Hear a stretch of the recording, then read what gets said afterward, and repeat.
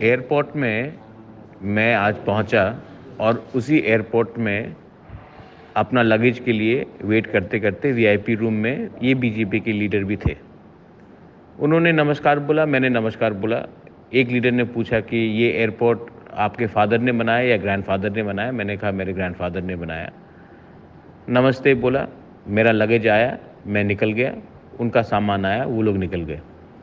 लेकिन जिसने ये फ़ोटो उठाया, ये बीजेपी का ही अंदर का आदमी है, क्योंकि बीजेपी का एक सेल है, आईटी सेल, जो हमेशा गलत न्यूज़, आदमी को कन्फ्यूज़ कराना, एक दूसरे को ऊपर झगड़ा करना, शंका कराने का इनका एक हमेशा एक स्ट्रैटेजी रहता है, हमेशा एक उनका चाल-चलन रहता है। मैं टीएमसी से बहुत लोगों को मिलता हूँ, कभी-कभी एयरपोर्ट में, कभी-कभी खाने के टाइम। मैं कांग्रेस के बहुत लीडर को मिलता हूँ, आज भी मिलता हूँ। जब हम लोग का प्रोग्राम होता है और वो वहीं में है, तो हम लोग बात करते हैं। जितेंद्र बाबू, जिसको मैं बहुत इज़्ज़त करता हूँ, मैं उसके घर भी जाता हूँ, उसके संग चाय भी पीता हूँ। ये क्यों बाहर नहीं निकलता है?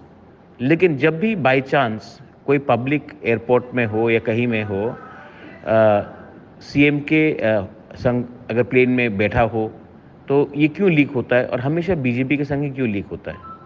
क्योंकि बीजेपी खुद ही ये सब चीज़ लीक कराते हैं पब्लिक को कन्फ्यूज़ करने के लिए।